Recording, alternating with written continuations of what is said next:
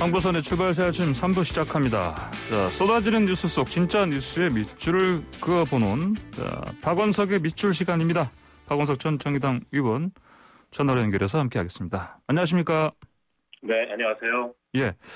자, 먼저 지금 요즘 주요 헤드라인 뉴스 장식하고 있는 신현수 청와대 민정수석 얘기부터 해야겠습니다. 그렇습니다. 예. 자, 계속 사표 냈다. 그래서 대통령이 만류했다. 계속 하다가 또 결국은 휴가를 갔는데. 네. 어쨌든 오늘 결론 난다. 이렇게 보면 되겠죠? 아무래도 그렇게 봐야 되겠죠. 오늘 나흘간 휴가 마치고 복귀하는 날짜인데. 예. 언론 보도나 이런 것들을 종합해 보면 아마 사퇴 의사를 꺾지 않은 것처럼 보인다. 예. 이런 보도들이 많이 나오고 있습니다. 물론 이제 최종적으로는 본인의 입장을 통해서 거취 표명이 될 텐데요. 예. 오늘 오전에 대통령이 주재하는 그런 티타임이 업무점검 티타임이 있고 예. 오후에 이제 청와대 수석보좌관 비서관 회의가 있습니다. 예.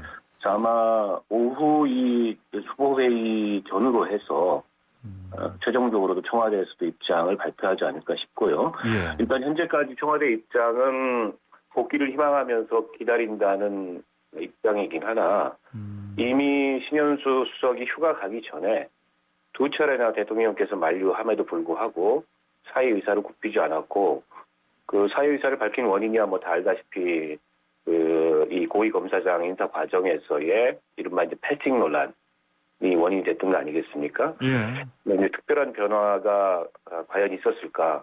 지켜봐야 되겠습니다만 아마도 사의를 번복하지 않을 듯하다. 이렇게 예상됩니다. 빠르면 아침에 티타임에 참석 여부 봐서도 사실 좀 가늠은 할 수 있을 것 같습니다. 그렇죠? 네, 그 자리에 참석해서 본인 입장을 표명할 수도 있고요. 예. 혹은 다른 형태로 입장 표명을 하고 참석을 안 할 수도 있을 텐데. 예. 주말 사이에 이제 지인들한테 보냈다는 문자 내용이 간접적으로 알려졌습니다. 예. 더 이상 동력이 없고 법무부와 이 검찰 사이의 갈등을 어떻게 해볼 도리가 없다. 예. 법무부 장관과는 다시 볼 일이 없다. 이런 등등의 입장 표명으로 봤을 때 예. 아직까지는 사퇴 의사가 완강하게 아닌가 싶습니다. 알겠습니다. 네, 황보선의 출발새 아침 지금 신현수 청와대 민정수석 거취 관련해서 박원석 전 의원과 밑줄 치고 이야기 나눠보고 있습니다. 의견을 주실 분들은 샵 0945번 50원 유료 문자로 주시기 바랍니다. 유튜브에서 보이는 라디오로도 저희 프로그램 함께 할 수 있습니다. 자, 박범계 법무장관이 결국은 이제 소통하겠다. 이런 제스처를 좀 적극적으로 보낸 것 같긴 한데. 네. 일단 갈등의 골이 깊고 그래서 어떻게 말씀하신 것처럼 신수석이 사실 계속해서 일을 할 가능성은 좀 적어 보인다 말씀하셨는데. 네. 근데 또 이거랑 또 연동된 거가 또 검찰 인사 아니겠습니까? 네. 그래서 오늘 검찰 인사위원회가 있습니다. 예. 그래서 이제 검사장급 인사는 이미 했고, 예. 또 이제 지검의 차장 부장급 중간 간부 인사라고 하죠. 예. 인사위원회가 열리는데 통상 인사위원회가 열리면 그날 오후거나 다음날 오전 정도면 이제 인사 내용이 확정이 되는데요. 예. 지금 가장 이제 주목이 되는 바는 이성윤 중앙지검장이 유임됐지 않습니까? 예. 어떻게 보면 현 정부에서 검찰 고위직 중에 가장 어떻게 보면 정부와 가깝다라고 평가되는 이성윤 중앙지검장이 유임됨으로 인해서 지금 서울중앙지검의 1차장이 공석이고 예. 그리고 2, 3, 4차장이 이성윤 중앙지검장이 좀 물러나라. 예. 라는 식의 입장을 직접적으로든 간접적으로든 표명했던 분들이에요. 그래서 이 2, 3, 4차장의 인사가 어떻게 되느냐 이게 하나 굉장히 중요한 관측 포인트인 것 같고 예. 그리고 서울중앙지검의 수사를 담당하는 주요 이제 부들이 있지 않습니까? 예. 그 주요 부장들 중에 정권 관련 수사를 담당하고 있는 부장들 예를 들어서 지금 변필건 서울중앙지검 형사 1부장 같은 경우에 예. 검언유착 수사를 하고 있고 예. 어쨌든 한동훈 검사장을 빨리 무혐의 처분해야 된다. 이런 수사 결과를 계속해서 올렸던 분이거든요. 예. 그리고 이분이 이제 서울중앙지검의 최고참 부장이에요. 예. 근데 과연 이런 분들이 이제 교체될 건가, 예. 혹은 자천될 건가 이런 것들이 인사의 주요 관측 포인트가 아닐까 싶습니다. 예, 말씀하신 것처럼 지금 검언유착 수사 중인 이동훈 또 형사부장 김필근 서울중앙지검 형사 1부장. 네네. 그다음에 또 그 옵티머스 펀드 이거 다른 그렇죠. 주민철도 이분도 경제범죄 형사부장. 경제범죄 형사부장이에요. 또 울산시장 또 선거 개입 사건도 이건 또 권상대 공공수사 2부장. 공공수사 2부장이에요. 예, 알겠습니다. 자, 그런데 그 검찰 인사위원회가 오늘 열리더라도 그 신현수 수석이 만약에 출근해서 그냥 계속 일하겠다. 그럼 또 이것도 사실 그 아까 말씀하신 것처럼 오늘이나 내일 발표되는 게 아니고 좀 더 뭐 좀 미뤄질 가능성은 좀 봐야 되겠습니다. 뭐 그럴 수 있습니다. 아마 검찰총장하고는 이 중간 간부 인사에 대해서 인사 의견을 들은 것 같아요. 네. 그래서 지금 주요 수사를 담당하고 있는 이 중간 간부들의 보직 이동은 곤란하다. 네, 이런 입장을 검찰 측에서는 제출한 것 같은데 그게 얼마나 반영이 될지. 그리고 인사위원회를 연다는 거는 거의 사실은 중간 간부 인사의 밑그림이 나왔다는 얘기거든요. 네, 그렇죠. 확정짓는 회의이기 때문에 과연 신현수 수석의 거취와 관련해서 그 확정된 계획이 번복이 있을지 이게 또 한 번의 패싱 논란을 낳지 않을지 뭐 일각에서는 역패싱이 나올 수도 있다. 이런 관측도 나오는데 여러 가지 아무튼 뭐 오늘 내일 사이에 이 법무부 검찰 간의 갈등이 또 중요한 변곡점을 맞지 않을까 예상이 됩니다. 예. 자, 근데 지금 원론적으로 보자면 이 신현석 이분의 신현수 민정수석의 자리가 사실은 민정수석 비서관 아니겠습니까? 네네. 비서 아닙니까, 비서? 그렇습니다. 그래서 이제 그 신수석을 비판하는 목소리도 있습니다. 아니 그 비서인데 정책결정권자도 아니고 국무위원도 아닌데 이런 행동으로 지금 대통령의 국정운영에 부담을 주는 거 아닌가? 이게 참으로서 적절한 행동인가? 이런 비판도 있긴 합니다. 뭐 저는 그런 비판 충분히 할 수 있다고 보고요. 다만 이제 신현수 수석이 상징성이 큰 게 현 정부 들어서 검찰 출신의 첫 민정수석입니다. 그러니까 과거에 이제 조국 법무부 장관 사태나 또 추미애 법무부 장관과 윤석열 총장과의 갈등이나 이런 어떤 법무부 검찰 간의 여러 갈등이 현 정부 들어서 빚어졌지 않습니까? 그러니까 그거를 좀 풀어보자. 그리고 원만하게 조정해보자라는 취지에서 임명이 된 분인데 이게 첫 임명되자마자 첫 인사에서 이제 본인이 패싱 당했고 더 나아가서는 박범계 법무부 장관이 대통령 재가 이전에 인사안을 발표하는 일종의 월권행위를 저질렀다. 감사해야 된다. 이런 논란까지 빚어진 거 아니겠어요? 사실은 이 상황에서 본인이 애초에 민정수석 자리에 올 때 가졌던 그 소신과 역할 이걸 이제 다 할 수 없겠다는 판단이 들면 저는 물러나는 판단을 할 수 있다고 봅니다. 다만 이 과정에서 사실은 좀 필요 이상의 잡음이 일어나고 그리고 정무적으로 대통령이 굉장히 큰 부담을 질 수밖에 없어요. 이 신현수 민정수석을 임명한 배경으로 봤을 때 그런 점에 비추어 보면 법무부 장관의 그런 좀 일방적인 그 인사 과정도 문제라고 할 수 있겠지만 또 이게 참모로서 이렇게 좀 노이즈가 큰 게 적절한 행동이냐 이런 비판도 충분히 있을 수 있다고 봅니다. 혹시 뭐 이런 궁금증 없었습니까? 그 신현수 민정수석 사표 낸 사실 이거 어떻게 언론에 흘러나왔을지. 글쎄요, 뭐 여러 가지 추측이 가능한데요. 아무래도 뭐 그분도 가까운 사람들이 있지 않습니까? 있지 않겠습니까? 언론에도 있을 거고, 특히 이제 검찰에도 있을 거고. 뭐 그런 다양한 경로가 일반적으로는 예상이 되죠. 어쨌든 뭐 지금 상황 봐서는 자칫 그 현 정권의 처음이자 마지막 검찰 출신 민정수석 이렇게 기록될 가능성도 좀 있습니다. 그러니까 그러면 근데 당장 또 만약에 물러나면 뭐 대안을 찾기도 힘들 것 같지 않습니까? 아직은 뭐 그 거취가 확정된 게 아니기 때문에 그 대안 논의로는 가 있지는 않지만 뭐 부담이 좀 생기죠. 부담이 생기고 또 현 정부 들어서 검찰 출신의 첫 민정수석이라는 의미부여가 이를테면 이제 완전히 퇴색되고 그런 어떤 의도가 실패하는 거기 때문에 그 다음에 민정수석을 어떻게 임명할지 이것도 아마 고심이 깊지 않을까 싶습니다. 알겠습니다. 자, 두 번째 미출 한번 그어보겠습니다. 이번엔 코로나 위로금이냐, 선거용 위로금이냐, 이 논란인데, 당장 국민의힘 쪽에서는 뭐 매표형이 관건 선거 이런 식으로 비판을 하고 있습니다. 이게 문재인 대통령이 최근에 그 코로나 바이러스 좀 벗어나는 상황이 되면 전 국민에게 뭐 위로금 지급하겠다 이렇게 밝힌 것 때문에 지금 이 논란이 좀 커지고 있는데 어떤 상황입니까 이게?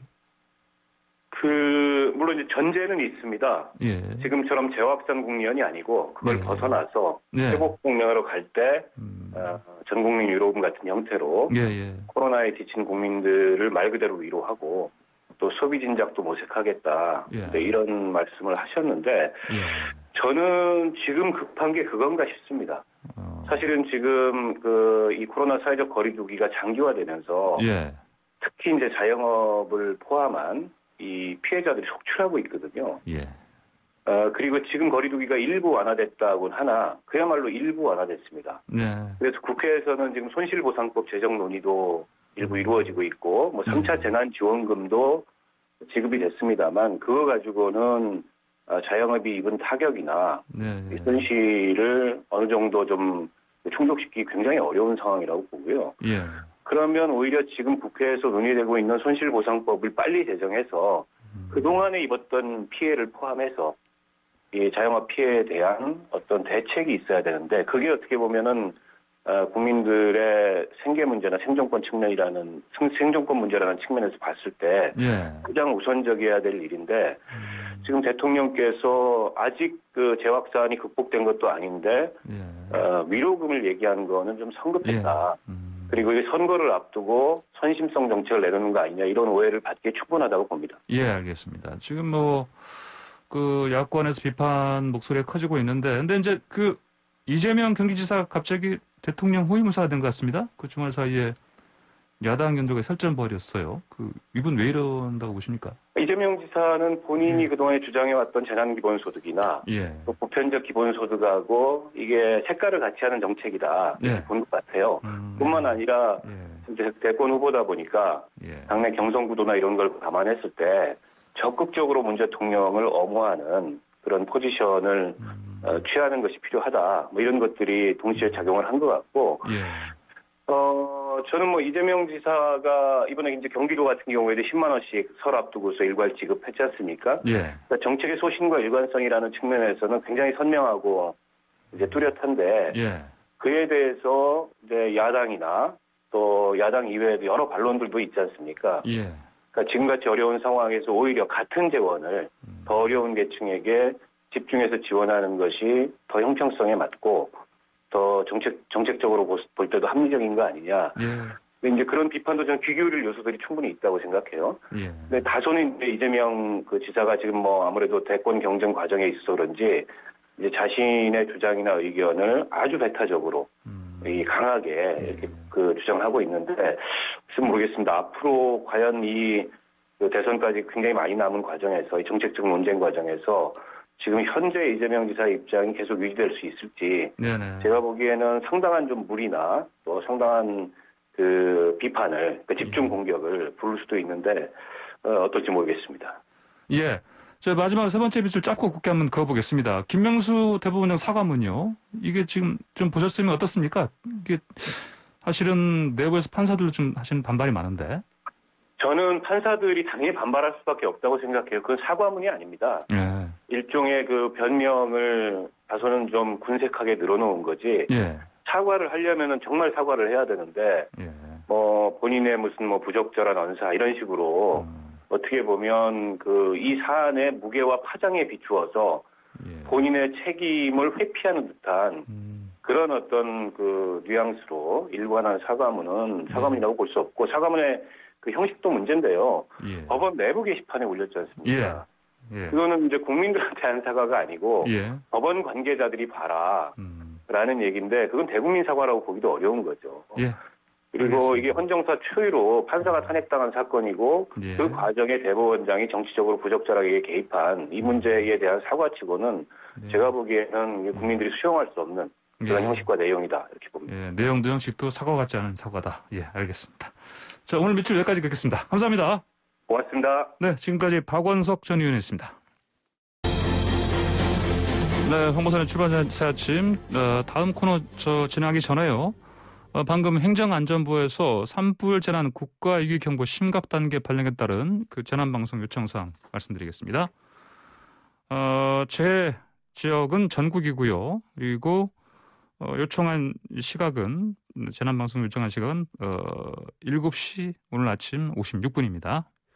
자, 내용은요. 2021년 2월 21일 어제죠. 오후 6시 경북 안동, 예천, 경남 하동, 충북 영동 지역에 산불 재난 국가위기 경보가 관심에서 심각으로 상향 발령되었습니다. 이 내용이고요.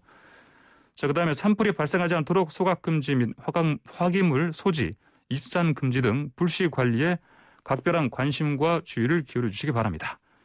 산불을 발견했을 경우에는 산림청 042-481-4119번 또는 소방서 119, 경찰서 112 그리고 시도, 시, 군구, 산림부서, 산림항공본부, 지방산림청, 국유림관리소 등 산림관소로 신속하게 신고해 주시기 바랍니다.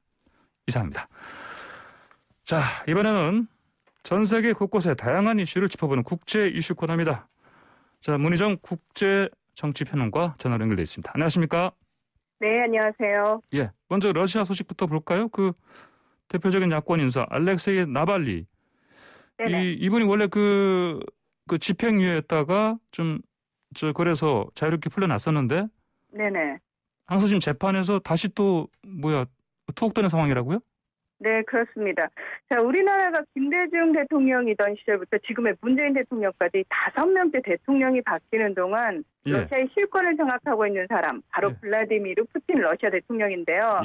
이 푸틴 대통령은 예전 세계 강대국이던 러시아의 영광을 되찾아주겠다는 미명하에 강력한 철권 통치를 펼치고 있습니다. 그래서 사실은 러시아의 야당 소식이라든지 러시아 야권 인사의 활동, 뉴스로 접하신 적 거의 없으실 겁니다. 이 정도로 굉장히 좀 포괄적인 정치를 하고 있는데요.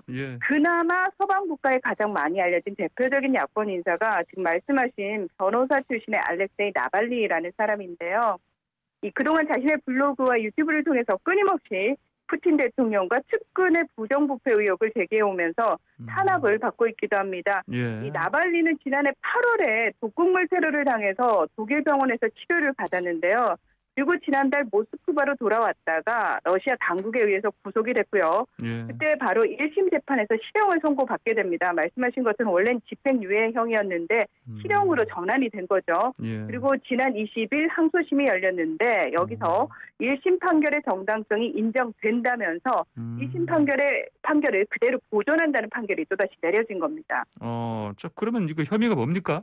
네, 일단 러시아 당국이 제시한 혐의는 나발리가 2014년 12월에 프랑스 화장품 회사인 이브로세의 러시아 지사 등으로부터 3,100만 루블, 약 5억 9천만 원을 불법 취득했다라는 혐의를 비롯해서 여러 가지 혐의로 기소를 한 건데요. 이 당시에 징역 3년 6개월에 5년의 집행유예를 선고를 받았습니다. 그런데 지난 2일에 모스크바 시모노스키 구역 법원이 나발리가 이 집행유예 판결의 의무 조건을 이행하지 않았다는 이유로 이 집행유예를 실형으로 전환하라고 판결을 한 겁니다. 물론 나발리와 또 그를 지지하는 서방 국가들은 이 모든 혐의가 러시아 정부의 정치적 탄압이라고 주장을 하고 있는데요. 이제 억울하다는 거죠. 유럽연합 측은 나발리 사태와 관련해서 러시아의 제재를 결정을 했고요. 또 러시아 내에서도 나발리의 석방을 촉구하는 반정부 시위가 계속 열리고 있는 상황이기도 합니다. 네, 알겠습니다. 자, 이번엔 이탈리아로 가볼까요? 그 총리가 바뀌었나요? 유명한 분이네 보니까 이름이? 그렇습니다. 자, 의원 내각제를 채택하고 있는 이탈리아 총리가 실권을 쥐고 있는데요. 근데 이 다른 의원 내각제를 채택하고 있는 국가들하고 약간 다른 모습이 뭐냐면은 아마 파시즘 기억하실 겁니다. 무솔리니. 베니토 무솔리니가 사실 파시즘을 이용해서 독재를 하지 않았습니까? 그래서 사실은 이탈리아는 권력이 한 사람에게 또는 어느 한 정당에게 집중되는 걸 굉장히 두려워합니다. 그래서 총리와 대통령의 권력 견제가 다른 나라보다 좀 강한 편이고요. 그리고 다수당제입니다. 의회에 지금 의석을 차지하고 있는 정당 수가 10개가 넘어갑니다. 그래서 어느 한 당도 과반 이상을 차지하지 못하기 때문에 끊임없이 이합 집산하는 연립정부가 구성이 되고요. 그러다 보니까 총리가 굉장히 자주 바뀌는 불안한 정치 구조를 보이고 있기도 합니다. 사실 이번에 총리가 바뀌게 된 그 이유를 설명을 좀 해드리면은 가장 근래에 있었던 총선이 2018 2018년인데요. 요때 그 오성운동이라는 정당이 제1당이 됐거든요. 예. 한번 동맹이라는 정당하고 연립정부를 구성했다가 깨졌습니다. 예. 그리고 2019년에 다시 민주당 또 이탈리아 비바당과 연립정부를 구성을 했는데요. 예. 지난 1월에 이 이탈리아 비바당이 코로나19 방역이라든지 또는 정책적으로 의견이 다르다라는 이유를 대면서 예. 연정에서 이탈을 하게 됩니다. 그리고 그 당시 이 총리를 맡고 있던 주세페 콘테 총리가 사임을 하게 되는데요. 자, 문제는 여기서 총리 임명권을 세르조 마타렐라 이탈리아 대통령이 가지고 있다라는 겁니다. 그래서 이탈리아 대통령이 이 마리오 드라기 전 유럽 총재, 유럽은행 중앙은행 총재에게 맡깁니다. 그래서 내각을 구성해 와라라고 얘기를 했고요. 이 드라기 총리가 이끄는 내각이 상원과 하원에서 압도적인 지지를 얻게 됩니다. 자, 그래서 2018년 총선 이후 잦은 갈등과 대립으로 무려 세 번째 출범하는 내각이라고 할 수 있습니다. 예, 마리오 드라기 전 유럽 중앙은행 총재니까 그럼 새 총리는 아무래도 경제 전문가 아니겠습니까? 어떤 인물입니까? 그렇죠. 네, 원래 대학에서 경제학을 가르치던 교수 출신인데요. 1991년 이탈리아 재무부 국장을 거쳐서 민간 기업이죠. 골드만삭스 부회장을 했습니다. 그리고 이탈리아 중앙은행 총재를 했고요. 유럽 중앙은행 총재 등을 거쳐서 소위 금융 전문가로 불리는 인물입니다. 특히 지난 2011년부터 8년간 유럽 중앙은행을 이끌면서 유럽의 단일 통화인 유로화를 구축하는 데 결정적인 역할을 한 것으로 평가를 받고 있는데 자, 지금 말씀드린 이력을 통해서 짐작할 수 있는 것처럼 굉장히 친자본, 친이유 성향이기 때문에 앞으로 이탈리아의 정책적 방향 역시 비슷하지 않겠느냐 이런 전망이 나오고요. 벌써부터 드라기 총리가 내정됐다라는 소식이 들리자마자 주식과 국제시장의 투자자들이 굉장히 신뢰를 보내고 있습니다. 그래서 최근 이탈리아 재무부가 이 두 가지 국채 발행을 해서 18조 7,660억 원을 조달했다라는 발표를 내놓기도 했습니다. 18조, 네, 큰 액수인데 벌써요. 알겠습니다. 그렇습니다. 자, 다음은 미얀마로 가볼까요? 쿠데타 때문에 벌써 4명이 사망했다는 얘기를 아까 들었습니다. 저도 상황 좀 그렇습니다. 전달해 주십시오. 예. 지난주 미얀마 군부의 강경 진압으로 중태에 빠졌던 시민이 치료를 받다가 숨지면서 이 시위대의 분노가 격화되고 있는 상황이었는데요. 자, 지난 20일에 미얀마 최대 도시인 양곤에서 민간인 자경단 한 명이 경찰의 총에 맞아 숨지는 사건이 발생을 합니다. 그리고 그날 또 제2의 도시인 만달레이 한 조선소에서 이 쿠데타에 항의해서 파업하던 노동자들을 향해서 군경이 실탄을 발표해서 10대 청소년 등 최소 2명이 목숨을 잃고 20명이 넘는 이들이 다쳐서 병원으로 이송이 됐는데요. 자, 우리 외교부와 유엔을 비롯한 국제사회에서 이 군경의 폭력 사용을 비판하는 성명이 잇따라 나오고 있고 또 미얀마 군부 쿠데타와 관련자 고위 공직자에 대한 제재가 이어지고 있는데요. 미얀마 군부 정권 전혀 아랑곳하지 않습니다. 계속해서 정치인들을 포함해서 수백 명의 시민들을 무차별 구금하고 있고요. 미얀마 전역의 인터넷 차단됐다는 소식 아마 들으셨을 겁니다. 계속해서 이 차단 상황이 이어지고 있고 반경 포갑 통치 계속되고 있는 상황입니다. 자, 그럼 미얀마 또 이웃 국가죠? 태국도 반정부 시위 상황이 심각하다면서요? 네, 그렇습니다. 이 태국의 반정부 시위는 지난해 2월에 태국 헌법재판소가 의회 내 제3당을 차지하고 있던 퓨처포워드 당을 강제 해산하고 대표를 비롯해서 정치인 10여 명의 정치 활동을 10년간 금지시키면서 촉발이 됐는데요. 2014년 군부 쿠데타를 일으켜서 불법으로 정권을 잡은 프라일 따누타 총리에 대한 이 그동안의 시민들의 불만이 폭발하면서 자, 이제는 왕실에 대한 개혁 요구까지 나온 상황입니다. 사실 태국 하면은 왕실 모독죄 굉장히 강하게 적용이 되고 있거든요. 그래서 언론을 비롯해서 공식적으로 시민들 입에서 왕실에 대한 언급 자체가 금기시돼 왔습니다. 그런데 군부 쿠데타 세력과 결탁한 왕실에 대한 태국 시민들의 불만이 지금 폭발을 한 거라고 볼 수 있는데 왜 그랬냐? 코로나19 상황에서 태국 시민들 굉장히 어려워졌는데 이 상황에서도 왕은 독일로 첫 20명이 넘는 사람들, 자신들의 지인, 인근 지인 100명을 데리고 독일에서 휴가를 보냈습니다. 그리고 왕실 재산이 약 46조 원에 달한다는 사실이 폭로가 됐습니다. 그래서 시민들이 이 부분에 굉장히 불만을 가지게 됐고요. 자, 게다가 지난 20일 야당 의원들이 이 짜누차 총리와 교육부 장관 등 강요 9명에 대한 불신임안을 발의를 했거든요. 근데 이게 부결이 됐습니다. 민심은 더 들끓고 있는데 시위대는 프레스 총리의 퇴진과 또 군부가 제정했던 헌법을 개정해라. 그리고 최고징역 15년에 처하는 왕실 모독죄를 폐지해라. 그리고 왕실 모독죄로 구속 기소된 활동가 4명을 석방해라. 이런 요구 조건들을 내세우면서 반정부 시위를 이어가고 있는 상황입니다. 불신임안 부결될 이유가 뭡니까? 짜누차 총리가 이끄는 연립여당이 제적의원 487명 중에서 과반을 훨씬 뛰어넘는 277석을 차지하고 있기 때문에 사실 부결은 이미 예상이 됐었는데요.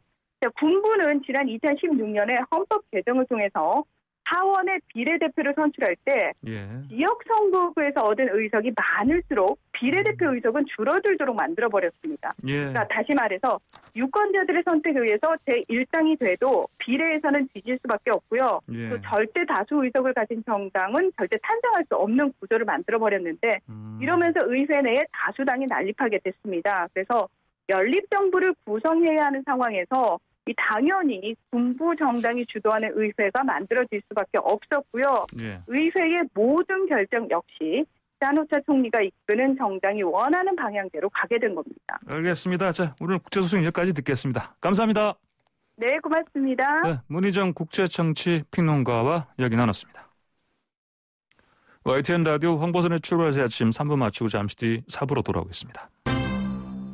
황보선의 출발새 아침 4부 시작합니다. 국회 상임위적 국토위원회 전체 회의에서 가덕도 신공항의 예비 타당성, 보통 예타로 불리죠. 예타 조사 면제를 뼈대로 한 합의안이 통과됐습니다. 선거용이라는 비판과 함께 불거진 이 예타 면제 법적 쟁점 그리고 특별법 제정까지 남은 절차 좀 살펴보도록 하겠습니다. 구자룡 변호사 안녕하십니까?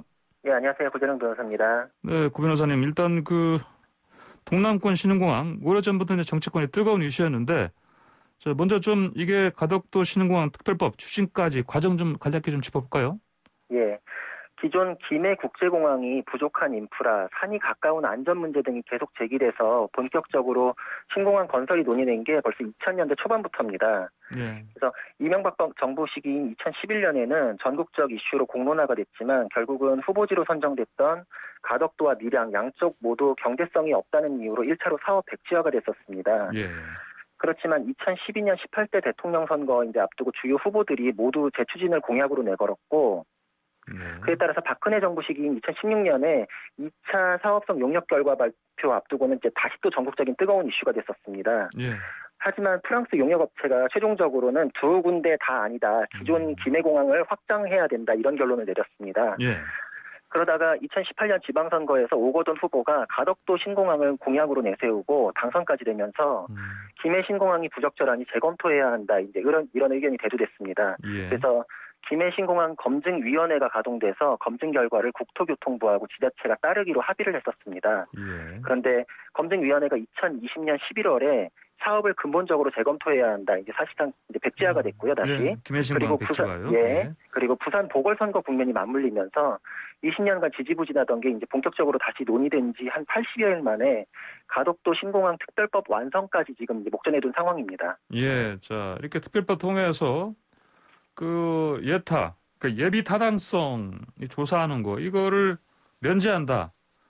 이 조항이 지금 들어가지 않았습니까? 예, 맞습니다. 예비 타당성 이게 왜 하는 겁니까? 이거?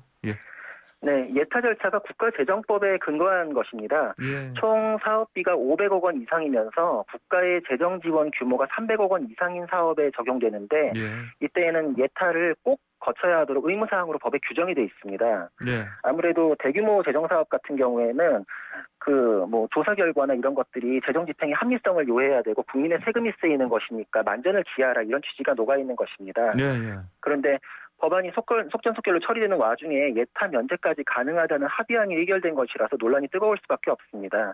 특히 신공항은 사업비가 최대 20조까지 예상되기 때문에 국가재정법 기준보다 수십 배의 사업 규모가 큰데도 사업 적정성을 검토해볼 수 있는 이제 거의 유일한 기회인 예타가 면제된 것이라 가지고 논란이 계속되고 있습니다. 예비 타당성 조사 자체 절차 좀 살펴볼까요? 네. 대규모 신규 사업에 대해서는 사업성뿐 아니라 예산 편성, 기금 운용 계획 수립도 중요하기 때문에 예. 기획재정부 장관 주관으로 실시하도록 하고 있습니다. 예, 그렇죠. 그리고 또 경제성 평가는 KDI, 한국개발연구원 같은 전문기관에서 별도로 진행해가지고 객관성도 담보하도록 하고 있습니다. 예. 그래서 이런 이제 검토 내용을 종합해가지고 기획재정부에서 여러 요소를 이제 종합 고려해가지고 사업 실시 여부를 결정하는 그런 방식입니다. 예. 따라서 예타 면제라는 것이 사업성이나 그 사업에 필요한 예산 편성 그리고 자금 운용에 대한 검토 단계가 생략되는 것이라서 나라 안 잘림 맡고 있는 기재부 주관 절차가 빠지게 되는 것이니까 예. 이 문제가 지금 앞으로 어떻게 튀어나올지 모른다 이런 우려의 목소리가 계속되고 있습니다. 아, 그렇군요. 특별법의 그 예타 관련 조항이 그 예타의 그 무조건적인 면제가 아니고 기재부 장관이 필요할 경우 예타를 면제할 수 있다. 네. 라고 이제 기재부 장관의 재량상으로 규정돼 있지 않습니까? 예, 맞습니다. 이번에 예. 합의안은 그렇게 됐는데 예. 근데 정치권에서는 불가역적으로 추진하겠다. 예. 그래서 특별법으로 정해서 추진하는 것이다. 이렇게 대대적으로 언급하고 추진한 것이기 때문에 예. 기재부 장관을 맡고 있는 홍남기 부총리가 나중에 예타를 해야 한다. 이렇게 재량권을 행사할 가능성이 거의 없기 때문에 이 조항만으로도 충분히 예타 면제로 볼 수 있지 않냐. 아. 그래서 의미가 있다는 의견들이 많습니다. 예. 만약에 재량권을 행사하게 되면은 그럼 사업 무산 가능성이 높아질 것이고 예. 그런 일이 벌어지면 아무래도 선거 후가 될 텐데 그러면 선거 앞두고는 특별법까지 만들면서 결국은 유권자를 속인 게 아니냐 예. 이런 이제 정치적인 후폭풍이 만만치 않을 것이기 때문에 그런 경우를 생각하기가 좀 어려울 것이고 예. 또 성향을 보면은 홍남기 부총리가 기재부 장관으로서 재정살림 맡아서 여권하고 각을 세운 적은 있어도 예. 결과적으로 사업을 무산시킬 정도로 대립을 한 적은 없고 예. 또 특별법으로 추진하는 거긴 하지만 이게 국회 단독은 아니고 정부하고 교감 일시 진행하기 때문에 예. 홍남기 부총리가 정부의 일원으로서 나중에 이게 결정적 걸림돌로 작용할 가능성은 거의 없다. 이런 것이 좀 상식적인 해석이기 때문에 예. 지금 조항상으로는 재량으로 정했지만 재량권을 행사할 가능성은 없다. 예. 그래서 이거는 실질적으로 이제 완전 면제 아니냐 이렇게 보고 있는 것입니다. 예, 법조항의 문구상으로는 재량권 규정해놨지만은 뭐 현실적으로 봤을 때 행사할 가능성 거의 없다. 예, 네. 이렇게 봐야 되겠네요. 네. 자, 그러면 자, 이 가덕신공항은 또 이제 방금 선거 말씀하셨지만 선거랑 또 관련해서 분석을 안 할 수가 없습니다. 그렇죠? 네, 맞습니다. 정치권 반응 어떻습니까? 법안 처리돼서. 네. 예. 처음에는 민주당이 밀어붙인 거에 대해서 국민의힘이 초반에는 의견이 좀 분분했었습니다. 그런데 이제 곧바로 찬성 쪽으로 기울어가지고 지금 국민의힘 부산시장 후보들께서는 나도 이제 과거부터 주장해왔던 이슈다 이렇게 적극적인 발언까지 하면서 양당에선 지금 일치된 모습을 보이고 있습니다. 네. 그래서 처음에 이 쟁점 쏘아 올려졌을 때는 부산 선거 태풍에 눈이 되지 않을까 했는데 네. 일사천리로 진행돼서 오히려 지금 선거 이슈로서는 선명성은 좀 줄어든 거 아니냐 이런 네. 평가가 있고 예. 그래서 양쪽 다 지금은 뭐 이제 와서 멈추라고 할 수도 없다. 이게 쭉 가야 되는 상황이 이제 올라탄 거 아니냐 이런 평가가 많습니다. 그래서 이런 상황에서 유일하게 비판 의견 내는 게 정의당뿐인데 예. 국토위에서도 정의당 심상정 의원만 반대표 던졌습니다. 예. 사업비가 20조까지 예상되는데 예타 면제하는 건 안 좋은 선례 남기는 것이고 그런 특혜 주는 거는 오로지 선거를 앞둔 양당의 야합이다. 이런 비판이 골자입니다. 예. 자, 뭐 다당제 이 국가에서 그래도 야당으로서 목소리 내는 곳은 이거 관련해서 정의당밖에 없네요, 지금은. 네, 또 근데 공교롭게도 선거하고 또 관련이 없다 보니까 또 예. 이제 그런 평가도 있습니다. 예, 예.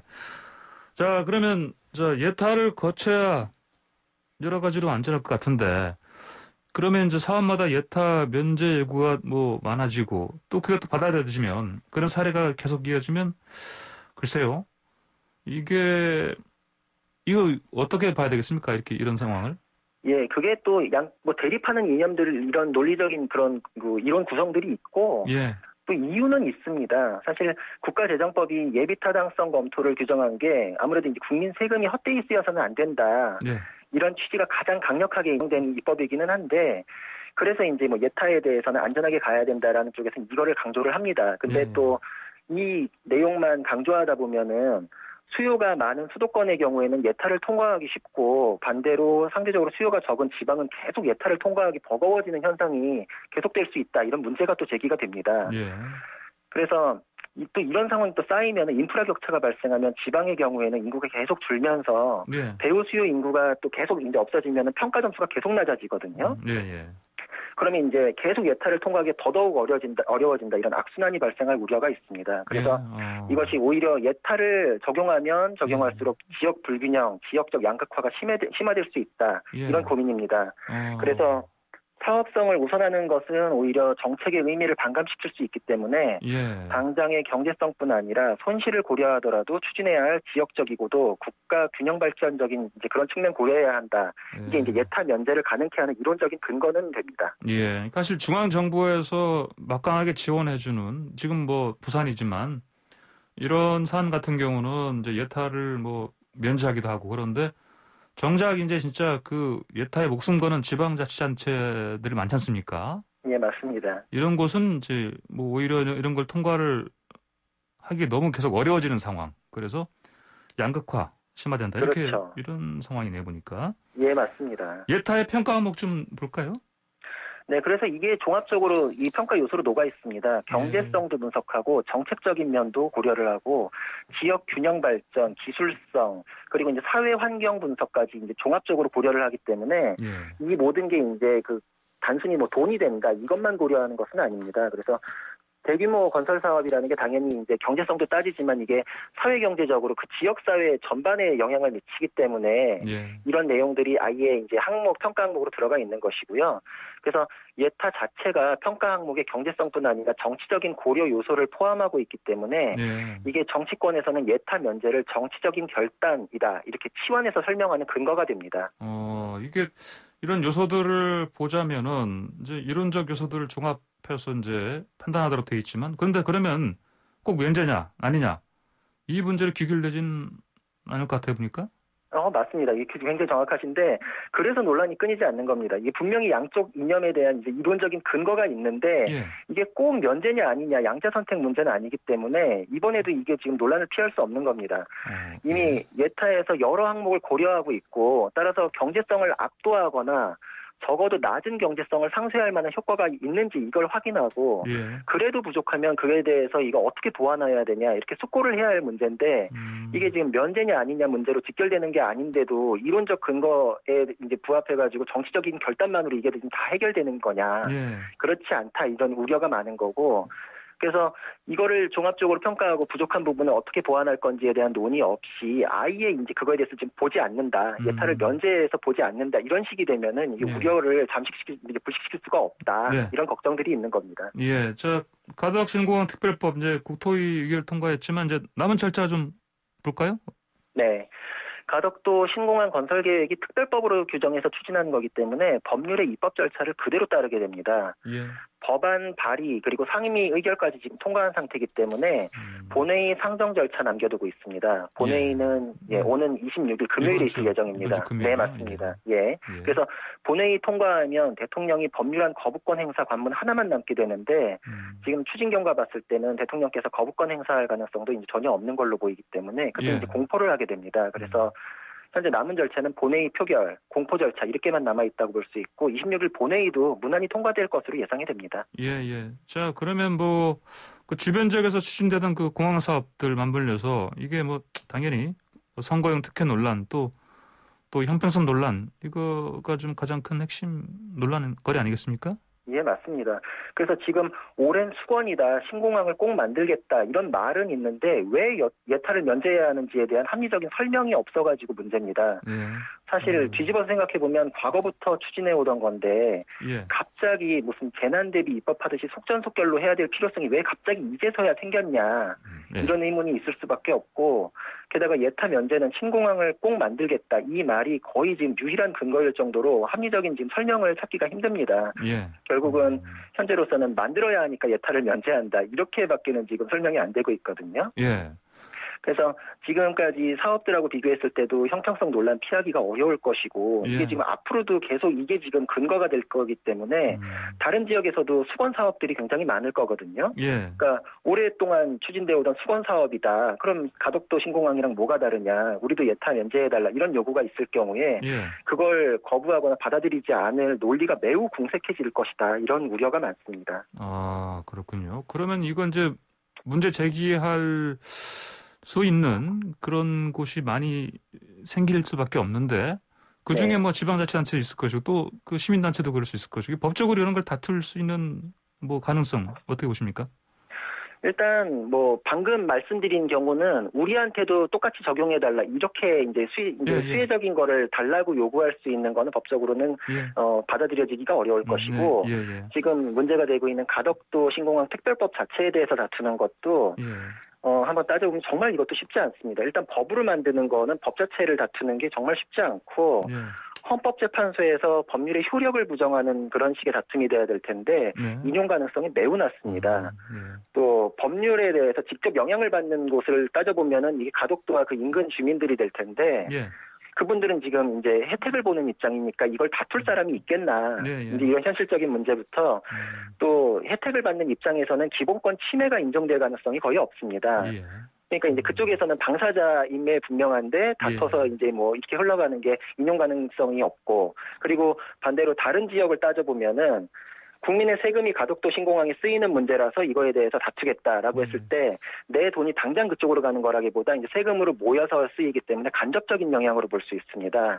그러면은 법률에 대해서 직접적인 영향을 받아야지 헌법 소원이 가능할 텐데 직접성 요건을 결하면은 당사자로 인정되지 않아서 각하될 가능성이 높고 또 만약에 본안으로 간다 하더라도 이게 아까 말씀드렸던 것처럼 이제 정치적인 결단, 정책적인 평가 이런 것들을 종합 고려하기 때문에 이게 아마 사법 자제 원칙까지 이제 적용이 되고 나면은 인용 가능성은 굉장히 낮다.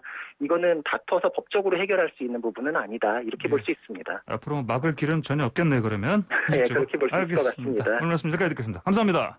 감사합니다. 네, 지금까지 구자룡 변호사였습니다. 네, 스포츠가 얼마나 좋은지 YTN 스포츠부 조은주 기자 전화로 연결됐습니다. 조 기자 안녕하십니까? 안녕하세요. 지난주 절반 이상을 프로스포츠 학교폭력 사태와 그 후 폭풍 다뤘던 것 같은데 양파입니다. 까도 계속 나와요. 일단 한국전력 베테랑 공격수 박철우 선수 지난주 SNS에 의미심장한 글 적었습니다. 피가 거꾸로 솟는다는 게 이런 기분인가 이런 얘기인데 취재진 앞에서 KB손해보험의 이상열 감독을 정면 비판했습니다. 정면 비판했다. 과거 악연이 있죠? 네, 벌써 12년 전 2009년 일인데요.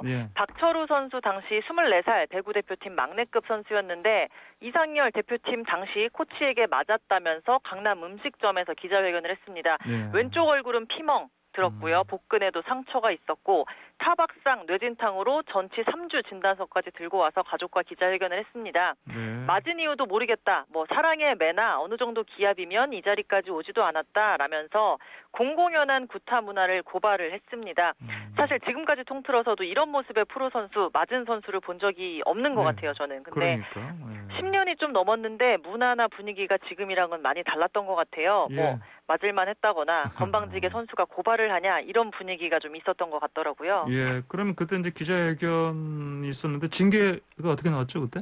이상열 당시 코치는 무기한 자격정지 징계를 받았는데 삐뚤어진 온정주의라고 저는 보는데 이런 흐름 속에 2년 만에 슬그머니 징계가 풀렸고 모교인 경기대 감독 또 SBS 스포츠 해설위원을 거쳐서 작년에 KB손해보험 사령탑에 올랐습니다. 배구계에서는 뭐 이 일 되게 유명하죠. 그래서 이재영, 이다영 자매 학교폭력 논란 어떻게 생각하냐라고 이제 이상열 감독에게 물었더니 어떤 일이든지 대가가 있다. 금전이든 명예든 뭔가는 빼앗아가지 절대 좋게 넘어가지 않는다. 인과응보가 다 있다. 이런 얘기를 했어요. 뭐 내가 폭행을 해봤잖아. 뭐 대가가 있더라 하지 말라. 뭐 이런 뜻인 것 같아요. 근데 이 인터뷰 기사를 보고 박철우 선수가 피가 거꾸로 솟는다고 한 거죠. 그리고 당시에 내가 고소했던 것도 취하고 좋은 분이 되길 바랬는데 아니었다. 나는 사과를 받은 적도 없고 경기장에서 볼 때마다 여전히 힘들다. 그런 사람을 감독으로 선임한 구단은 도대체 뭐냐. 폭력을 이번에는 진짜 뿌리 뽑아야 할 것 같다라고 작심 발언을 한 겁니다. 작심 발언했는데 구단은 좀 어떻게 대응합니까? KB손해보험 그 인터뷰 나온 다음 날에 오전부터 저녁까지 6시간 마라톤 회의 계속하고 통화 중이더라고요. 근데 결론이 사과와 피해자 용서가 우선이다라는 입장이었어요. 경질 얘기도 일부 있었는데 그건 오보다 이렇게 선을 확실히 그었고요. 이상열 감독도 저랑 직접 통화했는데 뭐 구단끼리 다리 놔주면 직접 용서 구할 생각이 있다. 나도 박철우 선수 볼 때마다 힘들었다. 근데 부담이 될까 봐 선수에게 전화도 못했다. 뭐 이런 얘기를 했어요. 근데 뭐 대응이 나오니까 미온적 대처다 라는 비판이 당연히 불거졌겠죠. 그러니까 이제 이튿날 지난 토요일에 구단은 이상열 감독이 V리그 잔여 경기 포기 의사를 밝혀서 우리는 받아들이기로 했다라고 네. 얘기를 했고요. 어제 KB손해보험 감독 없이 첫 경기를 치렀습니다. 예. 상대가 OK금융그룹인데 여기도 학교폭력 의혹이 드러나서 송명근, 심경섭 선수가 잔여 경기에 역시 없습니다. 예. 학교폭력 매치인가 싶기도 한데 네. 어찌됐건 KB손해보험은 감독 대신 이경수 코치가 사령탑 역할을 했는데요. 작전 타임 때 뭐 말을 안 하더라고요. 그래서 최고참 김학민 선수 주도하에 선수들끼리 막 전술 얘기를 하는 예. 조금 낯설고 씁쓸한 풍경이 연출이 됐습니다. 네. 그 뭐 구단 입장에서는 봄 빼고 플레이오프 앞두고 마음 급한데 이게 뭔 날벼락이냐 하겠지만 예. 사실 유명한 폭행 전력이 있는 감독을 그것도 피해자 박철우 선수가 아직 뛰고 있는데 이상열 감독을 선임했다 이거에서 책임은 굉장히 저는 크다고 보고요. 변명의 여지가 없습니다. 예. 그리고 잔여 경기 포기라는 거는 조용해질 때까지 일단 좀 빠지자라는 느낌이 들어서 조금 비겁하게 느껴지기도 해요. 예. 취재를 해보니까 추가 증언할 선수도 좀 있는 것 같아서 여파가 이어질 것 같습니다. 추가 증언할 선수가 있더라고요. 네. 이거는 추후에 다시 한번 또 얘기해보죠, 그러면. 그러시죠. 예. 자, 프로야구도 학폭 논란이 있죠? 네, 주말 사이 두산 선수 2명에게 3년간 학교 폭력을 당했었다라는 야구부 후배 폭로가 새로 나왔습니다. 뭐 이 2명은 지도자 제어도 받지 않고 집합시키고 때리고 마사지를 맨날 나한테 시켰다라는 얘기였고요. 예. 앞서 한화 선수에 대해서도 쓰레기 청소함에 갇혀서 못 나오게 하고서 집단 폭행을 했다라는 주장이 있었습니다. 네. 두 구단 모두 사실 입증이 어렵다면서 판단을 유보한 상태고 선수들은 법적 대응 염두에 두고 있다고 엄포를 놨어요. 예. 학창 시절 일들이 폭로전 진실 게임 양상으로 진행돼서 참 어려운데 속보는 계속 전해드리겠습니다. 예, 내일 또 다시 속보 들어야겠습니다. 오늘 말씀 네. 잘 들었습니다. 감사합니다. 감사합니다. 네, 지금까지 YTN 스포츠부 조은지 기자였습니다. 네, 오늘 순서 마칠 시간 됐습니다. 황출세 저희 프로그램 황보선의 출발세 아침에 많은 분들이 오늘도 문자로 의견 주셨습니다. 다 소개해드리지 못해서 죄송합니다. 저희가 대신에 방송 제작하는데 적극적으로 반영하고 참고하겠습니다. 전 내일 다시 찾아뵙겠습니다. 감사합니다.